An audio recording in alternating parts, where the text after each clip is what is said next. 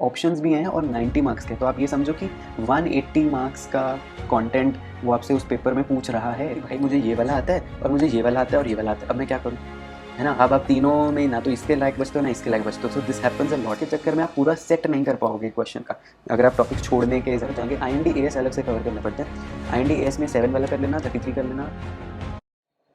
Alright, सो HRM से थोड़ा हटके, बिकॉज कॉर्पोरेट अकाउंटिंग के बहुत सारे रिक्वेस्ट आए थे कि इंपॉर्टेंट क्वेश्चंस तो बता दो, सिलेबस कवर नहीं भी कराया तो भी। So here we are. हम कॉर्पोरेट अकाउंटिंग के कुछ मेन टॉपिक्स मैं आपको बता देता हूँ कि ये चीज़ें चेकलिस्ट हैं एक तरह से। If these things you have done then you are good to go. Corporate accounting मैं अपने टाइम में वन ऑफ द क्या बोलेंगे, मेरे को सबसे ज़्यादा जिसमें प्रॉब्लम आती थी वो यही सब्जेक्ट था। सो आई अग्री कि ये जो इसका सिलेबस है काफ़ी वास्ट है, काफ़ी डाइवर्स है, काफ़ी टेक्निकल है। एंड अगर पढ़ाई नहीं कर रखी होगी तो बहुत एक पैनिक मोड में कोई आ सकता है। सो थोड़ा उसको सिंप्लीफाइड बनाने के लिए आई एम ट्राइंग कि this video will help. So let's start. देखो मैं यूनिट वाइज जाता हूँ ताकि अगर आप अपनी प्रिपरेशन यूनिट वाइज कर रहे हो तो आप इस बेसिस पे थोड़ा मदद मिल जाएगी आपको। यूनिट 1 की मैं बात करता हूँ। यूनिट 1 से पहले मैं थोड़ा यूनिट 3 पे आ जाते हैं, बिकॉज जो सबसे सिंपलर यूनिट्स हैं मैं पहले वो बता देता हूँ। देखो यूनिट 3 एंड 5 मेरे हिसाब से सबसे सिंपल आपको लगेगा। यूनिट 3 में all you have to do is valuation, है ना। वैल्यूएशन गुडविल का एंड वैल्यूएशन शेयर्स का। बस यही दो मेन आपके चीज़ें आती हैं यूनिट 3 के अंदर। एक एक्स्ट्रा EVA का टॉपिक और है, ठीक है, कई बार उससे भी आपको पूछ लेता है। सो दीज 3 टॉपिक्स अगर आप कवर कर लो, है ना, समझ लो, then I think you are good to go. Unit 3 आपका लाइक कवर हो ही जाएगा। ऑल्सो लाइक कुछ थियोरेटिकल या कुछ बिल्कुल नीश क्वेश्चंस होते हैं, देखो वो तो जिसने पूरा सिलेबस कर रखा होगा वही कर सकता है, राइट। सो उसमें I can't help you and I think I hope you understand कि 90 मार्क्स का आपका पेपर है। सो बहुत चीज़ें वो पूछ लेगा, है ना। सो इम्पॉर्टेंट में ये नहीं आप बोल सकते कि इतने सारे टॉपिक्स क्यों हैं, बिकॉज सभी टॉपिक्स ये वाले जो मैं बता रहा हूँ ये आएंगे, राइट।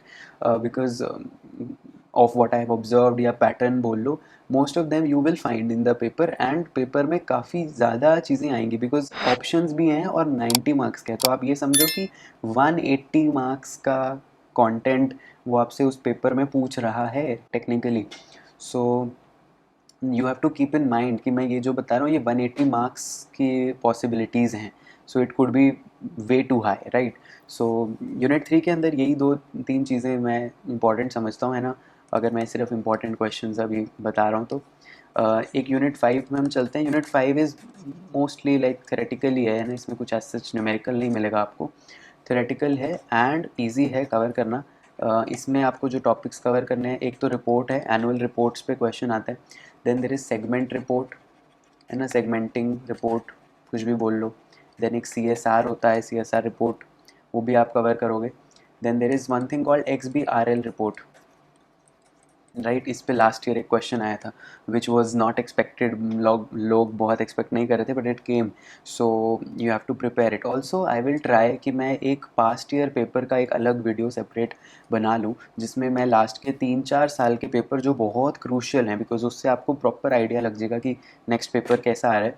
सो वो लास्ट 3-4 ईयर्स का पेपर का एक मैं प्रॉपर वीडियो एनालिसिस के साथ समझा दूंगा कि कैसे इसको करना है, how you can manage that. So make sure आप वो भी कवर करके जाना। Past years very important, very very important, right. जैसे मैं बोलता हूँ कि HRM और MPA में answer writing is important, corporate accounting में past year papers are important, right. So या तो यूनिट 5 में थेरेटिकल ये 3-4 टॉपिक्स जो मैंने बताए, दिस इज़ देयर। एक आपका ट्रिपल बॉटम लाइन करके भी एक टॉपिक है, राइट। मैंने यहाँ लिख रखे हैं तो मैं उससे देख के बता रहा हूँ आपको। एक सस्टेन एबिलिटी वाला ये सारे रिपोर्टिंग ही है ना, सस्टेनेबिलिटी रिपोर्ट्स। सो ये ही मेन आपको मिलेंगे, राइट। जैसे ये basically segmenting report is AS17 and I think या इससे ज़्यादा नहीं करना चाहिए मुझे इंक्लूड, बिकॉज ये 3-5 टॉपिक्स आप कर लो, this is again good to go. You will cover most of the things जो पूछेगा वो। अब आ जाओ आप यूनिट 1 पे। देखो यूनिट 1 थोड़ा सा लेंथी है, बट आप देखो बहुत बेसिक सी चीज़ें आपने जैसे कंपनी अकाउंट्स पढ़ रखी होगी 12th में, है ना, जिसमें नॉर्मल इक्विटी शेयर्स रिलेटेड आपको जर्नल एंट्रीज टाइप पास करवाते थे या अकाउंट्स बनवाते थे, right.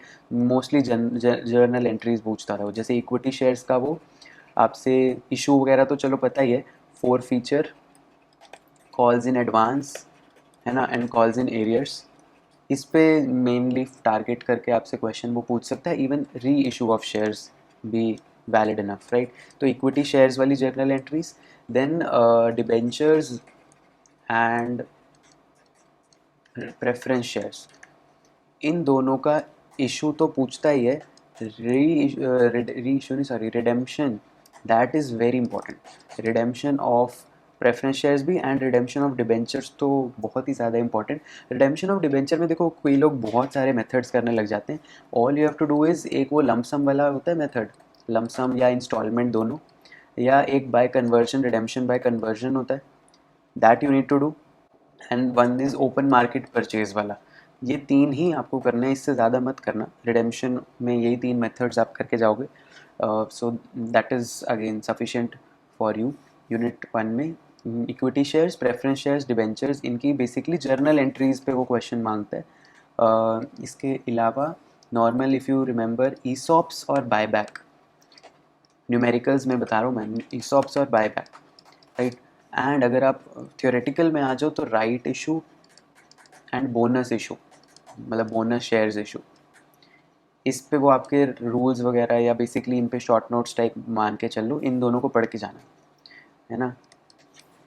This is again important. एक अंडर राइटिंग का भी टॉपिक पूछ लेता है, अगर टाइम हो तो ये भी पढ़ जाना, बिकॉज अगेन बहुत फ्रिक्वेंटली अंडर राइटिंग पे एक वो क्वेश्चन मांग लेता है, राइट। सो या ईसॉप्स में ऑल्सो, ईसॉप्स में अगेन आपको सिर्फ फेयर वैल्यू मेथड ही करना है, बाकी मत करके जाना।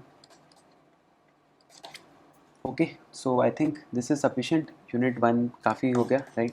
आगे चलते हैं यूनिट नंबर 2 पे। देखो एक तो अकाउंटिंग स्टैंडर्ड 3 है, अकाउंटिंग स्टैंडर्ड 20 है। आई थिंक ये तो आपको पता ही होगा, है ना। अकाउंटिंग स्टैंडर्ड 3 से आपको कैश फ्लो स्टेटमेंट बनानी आनी चाहिए।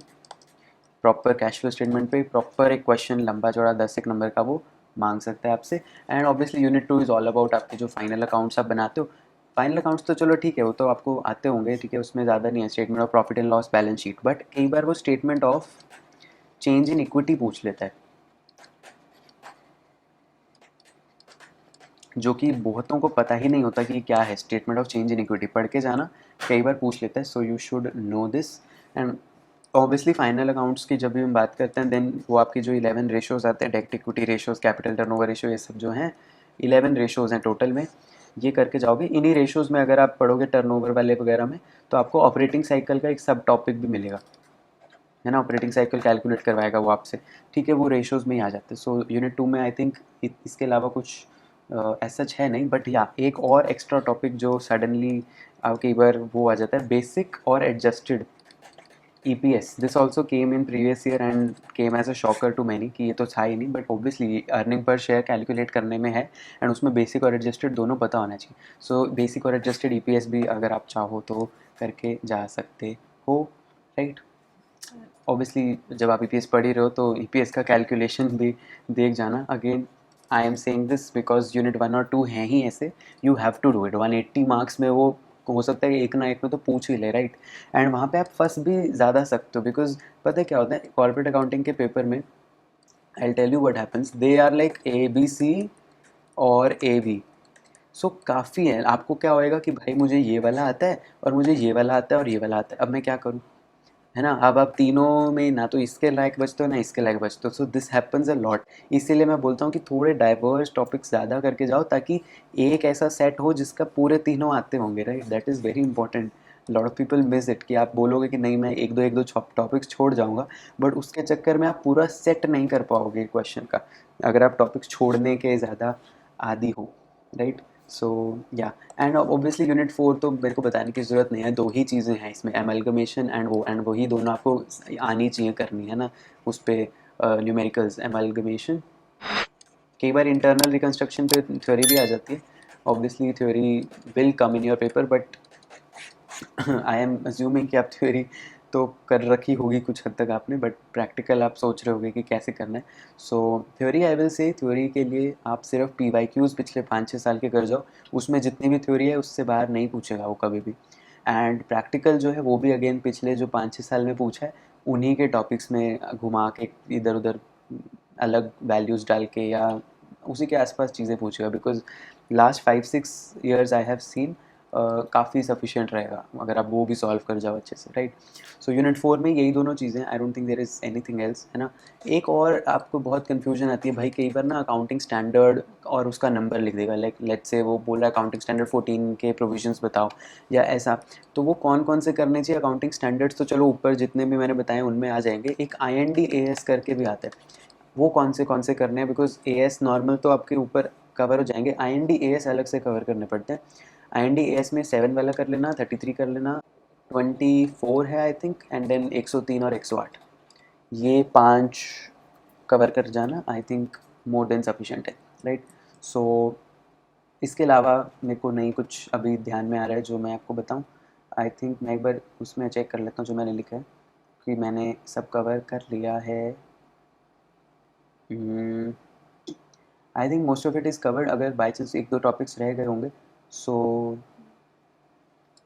एक चीज़ याद रखो, मैंने ये चीज़ बताई नहीं शायद, बोनस शेयर्स जो मैंने बताए हैं ये सिर्फ लिस्टेड कंपनीज़ का करना है आपने, है ना। आई डोंट नो आपको पता है या नहीं, बट या सिर्फ लिस्टेड का करके जाना, दूसरे वाला is not important as such syllabus में, I don't think they ask you. So या कुछ ऐसा एज सच मुझे एक्स्ट्रा दिखेगा तो मैं अपने यूट्यूब के कम्युनिटी पोस्ट पे डाल दूंगा, वीडियो तो क्या ही अलग से बनाऊंगा एक दो टॉपिक्स के लिए, but I think this is more than sufficient, इतना आप कर जाएंगे। बट या जो पास्ट ईयर का मैं एक पेपर वाला 5-6 पेपर 3-4 जितने भी मुझे मिलेंगे मैं उन सब का एक कंबाइन करके वीडियो बनाऊंगा, make sure you watch it, उससे सब कुछ आपका कवर हो जाएगा कि क्या आपको करना है क्या नहीं करना है, राइट। सो या आई थिंक जाता हूँ, सफिशिएंट हो गए, ज़्यादा ओवरवेलमिंग नहीं मैं आपको करना चाह रहा इस पॉइंट पे। I hope the preparation is going well, all the best from my side, and ज़्यादा स्ट्रेस मत लो। आई हो नो इसको बोलने से कुछ होता नहीं है, but still it's my request to you कि जस्ट टेक इट थोड़ा वो लाइटली, बिकॉज उसमें आप ज़्यादा चीज़ें कवर कर पाओगे रादर देन स्ट्रेसिंग ओवर कि इतना सब कैसे होगा। स्टार्ट डूइंग इट, जितना होगा जितने परसेंटेज आप आगे बढ़ जाओ एक एक धीरे धीरे धीरे धीरे करके, that is good, right. That is all the maximum that you can do. Go with that preparation, that is the best and the most rational thing anyone can do. Just be practical at this point. Stress करने से कोई मतलब नहीं है ना, syllabus कम ही cover होगा। सो या मिलते हैं नेक्स्ट वीडियो में, तब तक के लिए bye bye, take care, all the best.